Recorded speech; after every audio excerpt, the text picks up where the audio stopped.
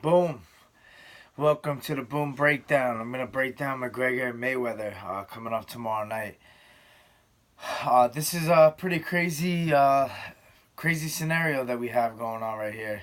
Once in a lifetime type of fight. McGregor's probably the only guy in MMA that could be doing this right now. You know, he's the biggest star in MMA. And Mayweather, obviously, arguably the best boxer of all time. He's a little older, 40 years old. It would be nice if he was in his prime and we could have the fight at the perfect timing, but this is probably the best you're going to get for this lifetime here. And I'm excited to see what kind of problems McGregor could present to Floyd. It's just like you can't go into this fight as an MMA fighter and try to box with Floyd Mayweather. It's just this guy's too high level boxing. It's going to be something different that you're going to see from McGregor going into this fight. Some kind of MMA style movement where he's going to have to throw Floyd off and get him thinking, second guessing himself, and try to land that big left hand. Now, there's been big talk about the glove size, the 8-ounce gloves, the 10-ounce gloves.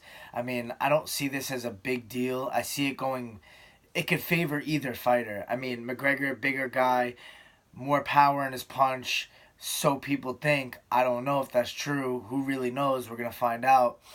Obviously, we know McGregor has power. He has good timing on that left hand, but Mayweather's been boxing his whole life. He throws very crisp punches. I mean, power is kind of a controversial thing. It's like the way you hit somebody, the timing on it, it really makes a difference. So with this 8-ounce glove thing, Floyd has been fighting the majority of his career in 8 ounces, and he's comfortable in 8 ounces as well. So I really don't see this as like, a negative thing for him. I think that it could go his way as far as if he's making Conor miss, he's landing more punches, he's out landing him, he's throwing more volume, and he's tagging McGregor as the rounds go on. I mean, then the 8-ounce glove helps him. Maybe he's landing hard body shots. The 8-ounce glove helps him. But McGregor obviously looking for that left hand, uppercut, left straight. I mean, those are the two punches that are probably going to put Floyd down, if any. And that's really Floyd's only worry in this fight, I feel. So, the 8-ounce glove can go either way, but I don't see it as a big factor. I think this is, something that is really irrelevant. One second. Let me give some more light to this. Here we are. So, with that said, moving forward, I think it's really interesting to see what kind of style Conor McGregor is going to bring to this. What kind of approach is he going to bring to this? We already kind of know the way Floyd's going to fight. He's a counterpuncher. He likes to move. He's going to break things down. I mean, if it's the Floyd that we've always seen, he's going to want to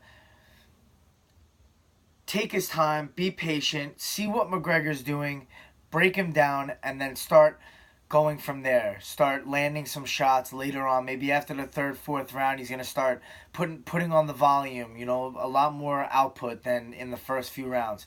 I feel like McGregor has to land something big in the first round or the second round to give himself a shot at winning this fight. I mean, I don't see him outboxing Floyd. I don't think anybody does. But maybe he can bring some tricks to the ring and throw Floyd off a little bit and land that big punch that, maybe drops Floyd, maybe stumbles him, and then follow up with some heavier shots after that.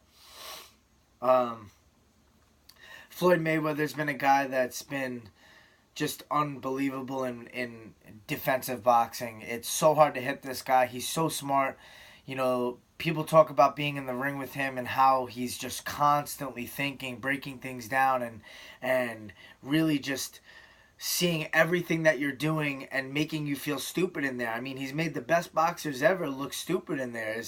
It's unbelievable to see, and even in MMA with McGregor, he's fought high-level guys, he doesn't make them look stupid. Some guys he's put out quick, but, when he's in a fight with Nate Diaz, it's a pretty even fight, and Nate Diaz hasn't been known to be the best in the world in MMA. So it's a different level when it comes to the different sports. But, it's really cool to see an MMA fighter that can make this kind of magnitude of a fight happen. So, I'm interested to see what he's going to bring to the table.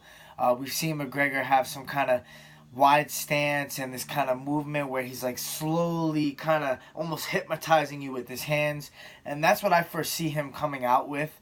A kind of style where he messes with Floyd a little bit with a weird long distance and finds his range with that hand pawing at Floyd, kind of making it a little awkward for him in the beginning.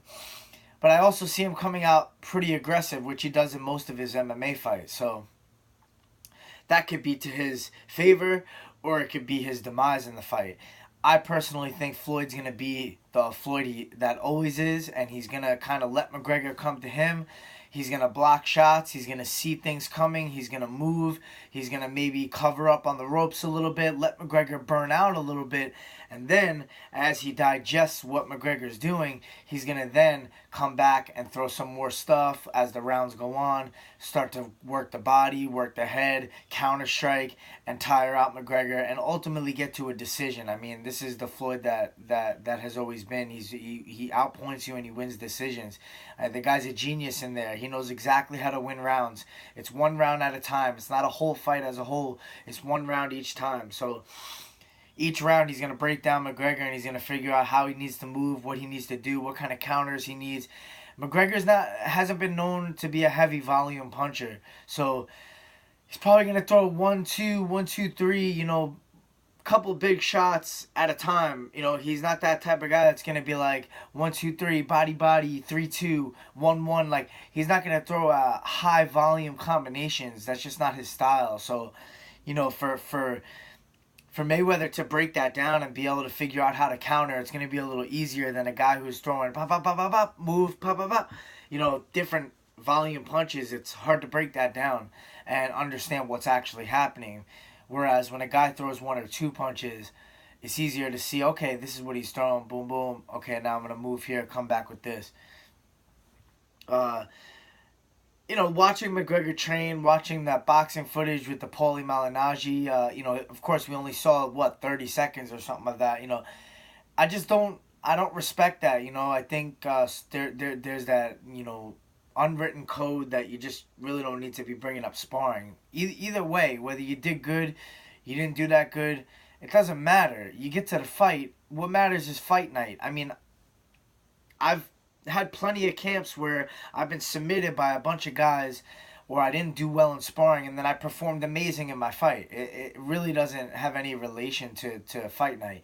Of course, you want to look good in training, but it's not the end of the world. You can have bad days, and all that matters is that you don't have a bad day on fight night. So I think, McGregor shines under the lights. Of course, Mayweather shines under the lights.